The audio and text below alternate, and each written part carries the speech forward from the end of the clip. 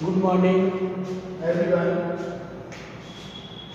कल हमने जो है पार्ट 5 चिट्ठियों की अनूठी दुनिया, लेखक अरविंद कुमार सिंह, इसमें हमने लेखक अरविंद कुमार सिंह का जन्म जो है उत्तर प्रदेश में हुआ था, ठीक है। और उसके बाद में हमने जो पढ़ा था कि आज के दौर में जो है जैसे चिट्ठी यानी खत, चिट्ठी का मतलब होता है खत, कागज, ठीक है, पत्र, ये अलग अलग इनके नाम हैं और इन नामों से इनको जाना जाता है। तो आपने देखा होगा पुराने जमाने के अंदर, पुराने टाइम में, आज से 20 साल पहले इनका चलन बहुत अधिक था, ठीक है। लेकिन अब धीरे धीरे जो है इनका चलन जो है कम हो रहा है। तो ये चिट्ठियाँ जो होती है ना, इसका लोग जो है महीनों तक इंतजार करते हैं कि कोई अपने का बुलावा या किसी अपने का संदेश जो है हमारे पास आने वाला है, ठीक है।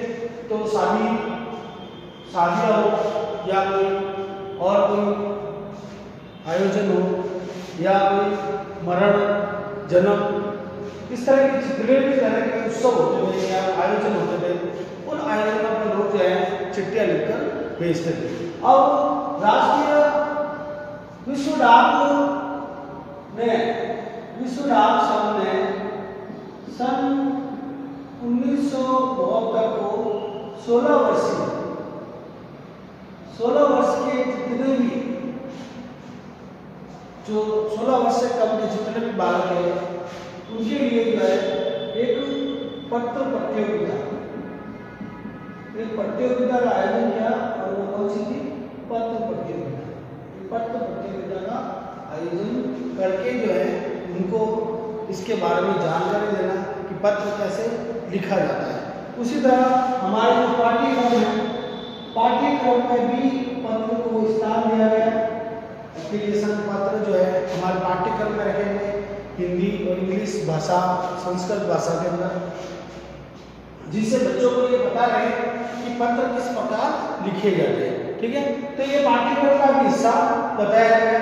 फिर आगे हम पढ़ते हैं आज ग्रामीण दुनिया में पत्रों का अत्यधिक महत्व। मतलब आज भी बहुत सारे गांव ऐसे हैं जहाँ पर टेलीफोन नहीं है, इंटरनेट नहीं है, ठीक है ना, और वायरलेस नहीं है, फैक्स नहीं है, फोन नहीं है, मतलब जहाँ तक कि बिजली तक नहीं है। तो ऐसे गांवों में आज भी जो है पत्र बहुत ही महत्व रखते हैं कि वहां पर अगर कोई अपने रिलेटिव का या सीधे संबंधी का कोई अगर समाचार आता है तो केवल एक मात्र साधन होता है, तो वो क्या होता है? पत्र, ठीक है। तो ग्रामीण दुनिया में हमारे शहरों में आज बहुत अधिक विकास हो चुका है, शहरों में हर तरह की सुविधाएं मिल रही है, लेकिन गाँवों के अंदर आज भी जो है पत्रों का जो है अत्यधिक महत्व है। फैक्स, ईमेल, टेलीफोन, मोबाइल के कारण पत्रों के प्रभाव में कमी हुई है। मतलब आपको पता है कि आज से 20 साल पहले जो है इस तरह जैसे टेलीफोन था और फैक्स था, पर ईमेल और मोबाइल, ये दो चीजें जो थी ना, ये उस समय चलन में नहीं थी, ठीक है ना। तो उस समय जो है फैक्स ज्यादातर काम होते थे सरकारी कार्यालय में, ठीक है। और टेलीफोन जो होते थे वो कुछ एक लोग जो अच्छे घराने से होते थे या अच्छे पूंजीपति लोग होते थे, उनके घरों में टेलीफोन होते थे, ठीक है ना। तो ये दो चीज जो है सरकारी कार्यालय या पूंजीपतियों के घर में होती थी, लेकिन गरीब आदमी के हाथ के अंदर ये चीज नहीं थी, ये गरीब की पहुंच इस तक नहीं थी। तो उनके अपने विचारों का आदान प्रदान या अपने भावों का आदान प्रदान या अपनी खुशी या गम का जो वो आदान प्रदान करते थे, अपनी खुशी गम को लोगों तक शेयर करते थे, तो उसका एकमात्र साधन क्या था? पत्र। लेकिन अब इस 21वीं सदी के अंदर धीरे धीरे संचार के साधन बढ़ावा हुआ है। और अब आज के दौर में, आज से भले 1000 किलोमीटर दूर कोई हमारे कोई हमारा रिलेटिव या सगा संबंधी या हमारा भाई या हमारी माँ या बहन कोई भी बैठा है, तो अगर हम उससे बात करना चाहें तो हम वीडियो कॉलिंग से भी बात सकते हैं, ऑडियो कॉलिंग से भी बात कर सकते हैं। और एक जब याद आई उसी समय 1 सेकंड में 1 मिनट में वो कॉल हमारा वहाँ पहुँच जाएगा और हम उससे बात कर लेंगे। लेकिन आज से 20-25 साल पहले ये सुविधाएं नहीं थी, इसलिए इस आज के दौर में फैक्स, ईमेल, टेलीफोन और मोबाइल के कारण पत्रों का प्रभाव जो है धीरे-धीरे कम हुआ है। मतलब आपको भी पता है अब आपके घर में कितनी चिट्ठियाँ आती हैं, कोई तरह की चिट्ठियाँ नहीं आती है। आज से 15 साल पुरानी जो है जो पोस्ट कार्ड है, अंतर्देशीय है वगैरह वगैरह, ये जो है तुम्हारे घर में मिल सकते हैं। लेकिन आज के दौर में किसी तरह का कोई भी जो है चिट्ठी पत्र व्यवहार आपके घर पर नहीं होता है। ठीक है, कोई ऐसी इमरजेंसी डाक है जो व्यावसायिक तौर पर जैसे LIC की डाक है, उसी तरह दूसरी कोई इंश्योरेंस की डाक है, तो ये जो है बीमा पॉलिसी की डाक, उसके अलावा कोई भी सरकारी कागज है, ठीक है ना, तो इस तरह की डाक, छोटी मोटी डाक अगर आपके यहाँ आ सकती है। लेकिन जो हमारे बातचीत या हमारे जिस तौर से लोग गुजरते थे कि वो एक दूसरे की भावनाओं को शेयर करते थे, एक दूसरे के बारे में जानकारी प्राप्त करते थे, ठीक है, उनके सुख दुख के बारे में जानते थे, तो वो उस तरह के जो है पत्र व्यवहार आज नहीं हो रहा है। ठीक है, जिसका स्थान फैक्स, ईमेल, टेलीफोन और मोबाइल ने ले लिया।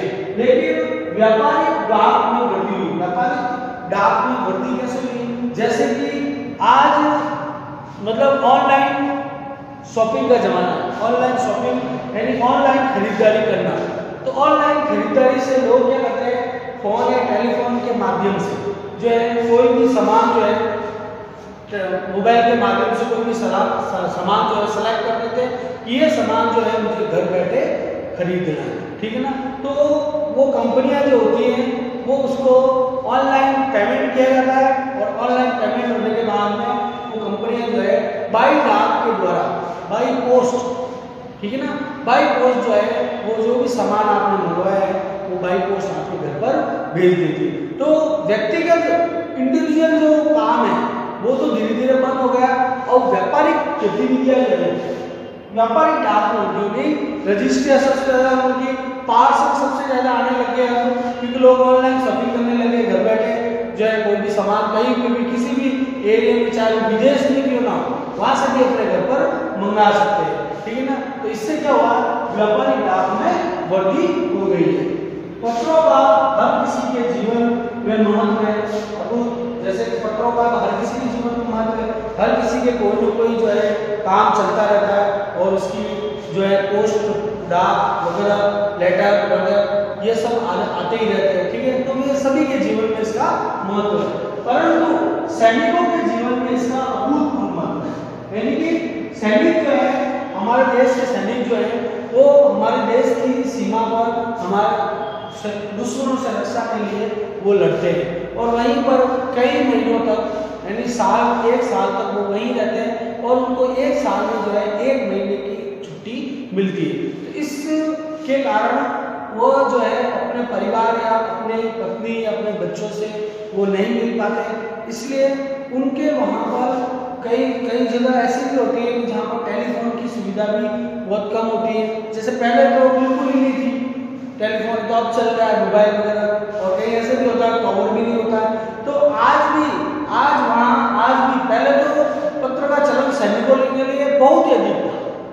जब सैनिक के कोई पत्र, जैसे आपने एक बॉर्डर पिक्चर देखी थी, उसमें पत्र आते थे सैनिकों के लिए, तो सैनिक कितने खुश होते थे कि हमारे गांव से, हमारे घर से, हमारी पत्नी का, हमारे भाई का, हमारी बहन का, हमारे पिताजी का, हमारी माताजी का इनका पत्र आया। तो वो एक पत्र के लिए महीनों इंतजार करते थे, क्योंकि उनका अकेलापन जो है वो पत्र को वही पत्र दूर करता था और वो एक पत्र को 3-3, 4-4 बार, 5-5 बार पढ़ते थे और उनको बड़े ही संभाल के रखते थे। तो उनके लिए जो है वो, क्योंकि हमारे वहाँ वाले वो वहाँ से अपने घर पर बिना परमिशन के नहीं आ सकते थे और घर वाले जो है बिना परमिशन के उनके वहाँ नहीं जा सकते थे। तो ये सबसे बड़ी दुविधा थी, तो और आज भी है ये दुविधा।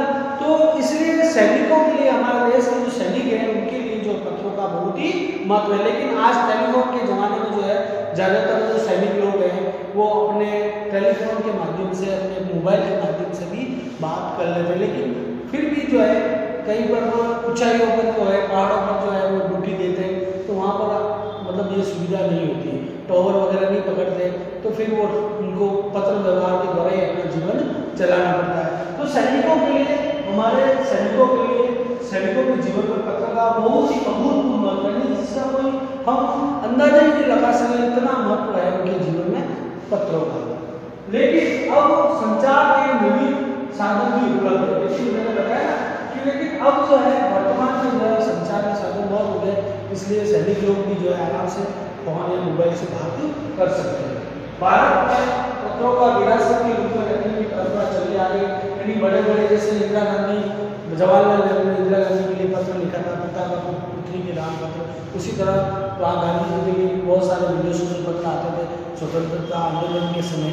उसी तरह बहुत सारे पत्र, सुभाष चंद्र का बोस पत्र, सुभाष चंद्र का बाल गंगाधर तिलक के लिए पत्र, ऐसे ऐसे बड़े बड़े स्वतंत्रता सेनानी या बड़े बड़े नेता, बड़े बड़े कवि वगैरह, ठीक है ना, उनके पत्रों को आज भी विरासत के रूप में, जैसे इंग्लैंड है, जैसे अमेरिका है, इनके बड़े बड़े संग्रहालयों में आज भी उनको जो है सजोए रखा है, उनको मतलब बड़े सुरक्षित तौर पर रखा गया है। तो उन पत्रों के अंदर बहुत बड़ी बड़ी बातें लिखी जाती थी, जो देश के बदलाव के ऊपर पूरा देश को बदल देती थी, ठीक है ना।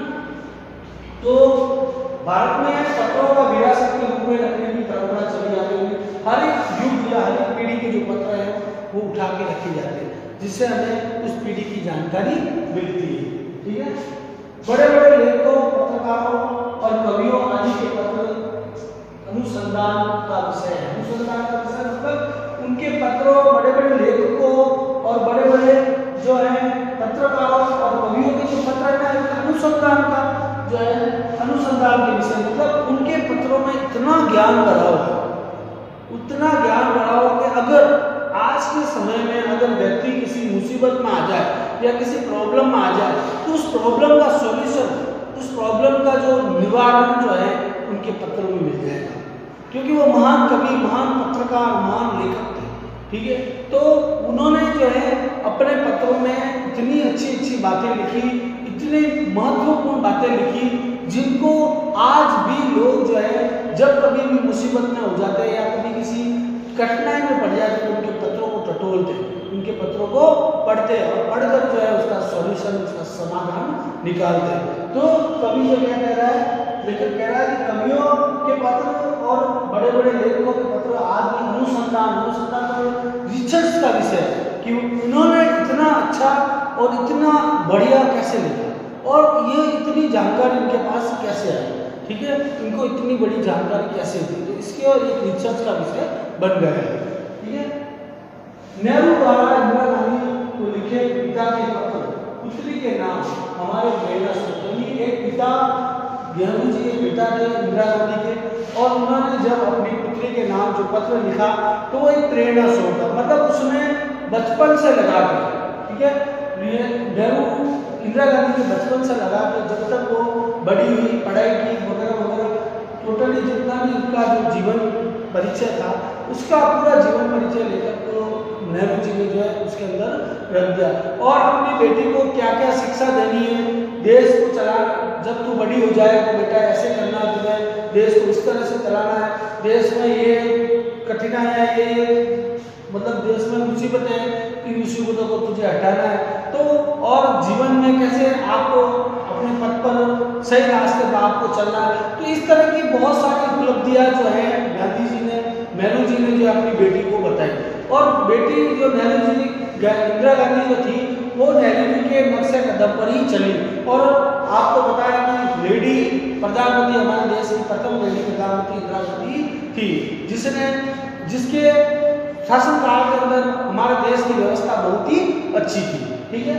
तो नेहरू जी के द्वारा जो पत्र लिखा उसमें जो अच्छी अच्छी बातें लिखी गई थी उसके बारे में भी, वो भी एक क्या है, प्रेरणा का स्रोत है। एसएमएस की तुलना में पत्रों में संजोए जाने की सामर्थ्य है, मतलब जब कोई भी एसएमएस हम किसी को भेजते हैं, किसी को भी भले कितने एक पत्र से लिखकर किसी को मैसेज करते हैं, तो वो मैसेज जब हम किसी को भेजते हैं तो थोड़ी देर के लिए, 2 घंटे के लिए, 2 दिन के लिए, 10 दिन के लिए, 1 महीने के लिए उसको हम उसके अंदर रख सकते हैं मोबाइल में, आखिर हम उसको क्या कर देते हैं, डिलीट कर देते हैं। लेकिन पत्र ऐसी चीज है जो हम किसी को भेजते हैं, उसके बाद जब वो पहुंचता है तो वो उस SMS उस मैसेज की तुलना में पत्र जो है बहुत अधिक समय तक अपने पास संभाल कर रखा जा सकता है। तो यहाँ पर मैसेज और पत्र का जो सामर्थ्य है उसमें पत्र का सामर्थ्य अधिक बताया गया है कि पत्र को हम बहुत अधिक समय तक उठा कर रख सकते हैं, सजो कर रख सकते हैं, लेकिन SMS को हम ज़्यादा देर तक नहीं रख सकते। क्यों? लेकिन मैंने कहा कि टेक्नोलॉजी दुनिया को हम ज़्यादा यूज नहीं कर पाते। क्यों?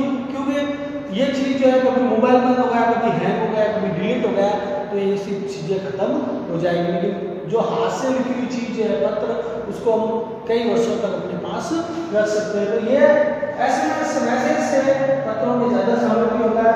महान हस्तियों जैसे गांधी जी के पत्र धरोहर के रूप में विद्यमान, यानी बड़े-बड़े विदेशों के अंदर जो संग्रहालय है, रूस, ब्रिटेन, अमेरिका और भारत के अंदर, अफ्रीका के अंदर, तो सब जगह बड़े-बड़े संग्रहालयों में महान महात्मा गांधी की जो पत्र है बड़े अच्छे से विरासत के रूप में संजो के रखे हुए, धरोहर के रूप में, तो एक विरासत के रूप में और धरोहर के रूप में उनको मतलब उन संग्रहालयों में रखा गया है, ठीक है ना। तो महान हस्तियां जैसे गांधी जी के पत्र धरोहर के रूप में विद्यमान है। दुनिया के हर कोने में गांधी जी को पत्र तथा गांधी जी का उनको जवाब है, यानी पूरी दुनिया में जब गांधी जी स्वतंत्रता आंदोलन में सक्रिय थे, ठीक है, तो उस समय जो है पूरी दुनिया से गांधी जी के पास में पत्र आते थे और गांधी जी उन सभी पत्रों को अपने हाथों में लेते थे और एक एक पत्र को जो है वो पढ़ते भी थे और उसी समय जब वो पत्र पढ़ते थे उसी समय वापस उसका जवाब भी लिखकर भेजते थे। यानी कि दुनिया से पत्र आते थे हजारों की संख्या, लेकिन गांधी जी ने कभी भी एक भी पत्र इधर उधर नहीं डाला, सभी पत्रों के वापस जवाब वो भेजते थे कि कोई किसी मंशा से, कोई किसी इच्छा से, कुछ आवश्यकता से पत्र लिख रहा है तो वो उनकी आवश्यकताओं को ध्यान में रखते वापस रिटर्न पत्र लिखते थे। तो गांधी जी इतने बड़े नेता हुए, इतने स्वतंत्रता आंदोलन में जो है मतलब जूझे हुए, पूरे मतलब उसके अंदर लिप्त थे, लेकिन फिर भी वो अपना एक टाइम निकालते थे और उन पत्रों का जवाब भी वापस देते थे। तो ये सबसे बड़ी बात है। स्वतंत्रता आंदोलन में ये सभी नायकों को पत्र धरोहर के रूप में गाँव करती थी, जहाँ पर उनका जन्म हुआ, जहाँ पर उन्होंने काम किया। स्वतंत्रता आंदोलन के जितने भी नेता लोग थे, हमारे सुभाष चंद्र बोस है, बाल गंगाधर तिलक है, गोपाल कृष्ण गोखले है, ठीक है, गांधी जी है, नेहरू है, उसी तरह बहुत सारे जो है भगत सिंह है, ठीक है ना, तो सागरमल गोपाल है, तो इनके जितने भी पत्र है वो हर एक गाँव जहाँ पर उन्होंने जन्म लिया, जहाँ पर उन्होंने जो उनकी कार्यस्थली थी वहाँ पर उनके पत्र जो है बड़े मतलब सुरक्षित तौर पर हर गाँव में रखे।